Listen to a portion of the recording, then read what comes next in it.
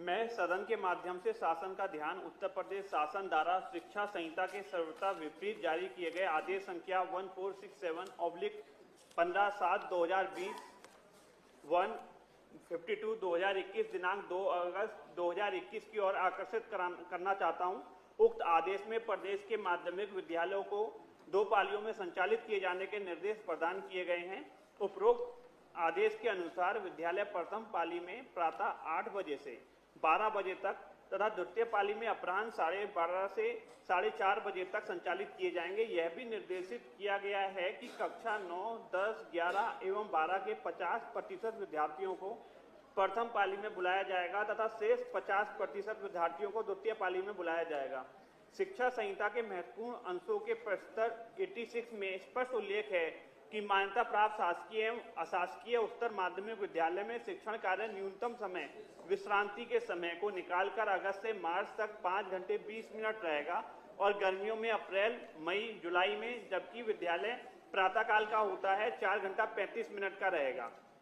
पहली बैठक का समय विद्यालय खुलने के समय से लेकर विश्रांति काल प्रारंभ होने तक रहेगा। दूसरी बैठक का समय विश्रांति काल के समाप्त होने के समय से लेकर शिक्षण कार्य के समाप्त होने तक रहेगा।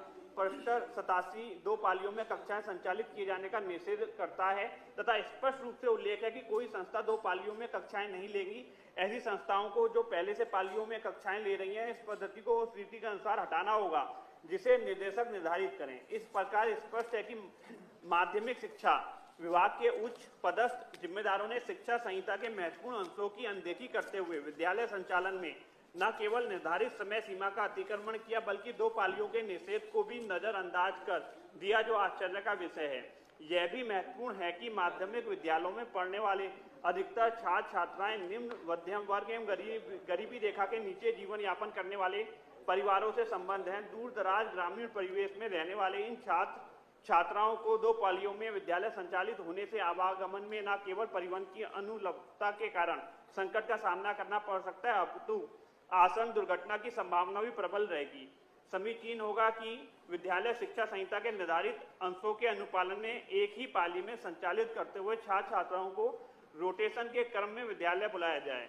इस प्रकार कोविड-19 के महत्वपूर्ण दिशा निर्देशों का भी सम्यक पालन हो सकेगा। अतः एवं शिक्षक, छात्र एवं समाज हित के इस महत्वपूर्ण एवं तत्कालिक विषय पर शिक्षा संहिता के महत्वपूर्ण अंशों से सुसंगत संशोधित आदेश जारी करने पर सदन की कार्यवाही रोककर चर्चा कराए जाने की मांग करता हूं। माननीय श्री राजबहादुर सिंह चंदे। दल की ओर से प्रेषित यह नोटिस 105 के अंतर्गत प्रस्तुति किया है जी। पहले तो मैं सर्वप्रथम तो आदरणीय श्री दिनेश शर्मा जी, नेता सदन जी को मैं धन्यवाद दूंगा कि उन्होंने कक्षा 6 से 12 तक खोलने के लिए कुछ सोचा, जिससे जो हमारे विद्यालय थे वो बहुत ज्यादा परेशान थे। वित्तहीन विद्यालय के हमारे शिक्षकों को तनख्वाह भी नहीं मिल पा रही थी क्योंकि छात्रों की फीस नहीं आ पा रही है।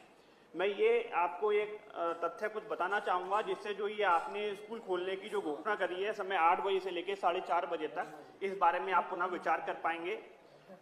कोई भी व्यक्ति चौक और पेन पकड़ने से शिक्षक नहीं हो जाता। शिक्षक तब बनता है जो अब तो डॉक्टर साहब मेरा ये निवेदन है, देखिए हम भी टीचर हैं, ग्राह्यता पर बोलिए। हाँ, मैं उसी बात पे वही पॉइंट पर बोलिए। अब समय नहीं है, घड़ी भी देखिए जरा। तो अभी एक नोटिस और है, अच्छा, बाकी अन्य भी विधायी कार्य। अच्छा, शिक्षक बनने के लिए आपको बच्चों के साथ मेहनत करनी पड़ती है, आपको उन्हें अवगत कराना पड़ता है। इसमें आपका पूरी तरह से दिमाग खर्च होता है। जो ऊर्जा है आपकी, आप मेहनत नहीं करते, आप पत्थर नहीं तोड़ रहे होते, लेकिन आप उससे ज्यादा ऊर्जा अपना दिमाग का प्रयोग उन बच्चों के ऊपर कर रहे होते हैं, तभी आप उन्हें सिखा पाते हैं।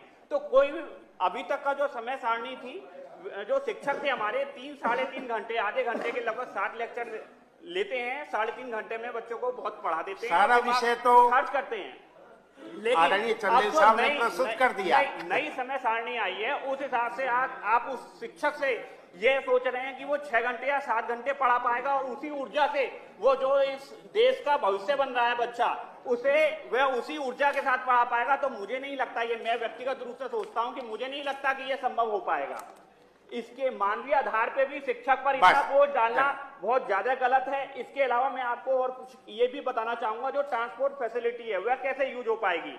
सुबह आधे बच्चों को वो लेके आएगी, फिर उन्हें छोड़ के आएगी, फिर आधे बच्चों को लेके जाएगी, फिर आधे बच्चों को छोड़ के जाएगी। तो उतने तो उनके पास वाहन भी नहीं है कि जितनी आप उनसे उम्मीद कर रहे हैं कि किसी स्कूल में 25 बस हैं, तो वो क्या 25 नई बस खरीदेगा? अब आपका विषय आ गया है, नेता सदन जी उत्तर देंगे, बस जरा समय का भी जरा समय की भी सीमा है। माननीय सुरेश त्रिपाठी जी का भी 110 नियम में लगा हुआ है। 2 मिनट दे दीजिए, मैं बस ना 2 मिनट में बात खत्म कर रहा हूँ। 1 मिनट में आकाश जी बात कह लीजिए बस। बस 1 मिनट में कहता हूँ। साथ ही साथ जो ट्रैफिक जो आपका उसका खर्चा है स्कूल का, वो बहुत ज्यादा दुगना खर्च हो जाएगा। ट्रैफिक की समस्या भी सड़कों पे बहुत ज्यादा है कि आप लखनऊ का ये हाल देख लीजिए। वो तो हो जाएगा, उदाहरण मत दीजिए, बात अपनी कह दीजिए, बिंदु कह इसके दीजिए। अलावा सब साधन अवगत है इनके सब। कोरोना प्रोटोकॉल के तहत सफाई भी नहीं हो पाएगी, क्योंकि सुबह 7:30 बजे स्कूल खुल के वह 4:30 या 5 बजे बंद होगा, तो उस स्थिति में वो भी नहीं, आपका कोरोना के गाइडलाइन भी इस नियम में फॉलो नहीं हो पाएगी। और जो ड्यूटी आपके गार्ड की, कलर की, जो बाकी सब लोग हैं, उनकी ड्यूटी आवर्स भी प्रभावित होंगे। और हमारे शिक्षक को तनख्वाह उतनी ही मिल रही है और उन्हें बस विषय हो गया ना आकाश जी, अब जरूरत नहीं है। छात्राओं की सुरक्षा को लेकर भी समस्या आएगी, क्योंकि ग्रामीण क्षेत्रों में उन्हें जाना पड़ेगा कुछ समय बाद।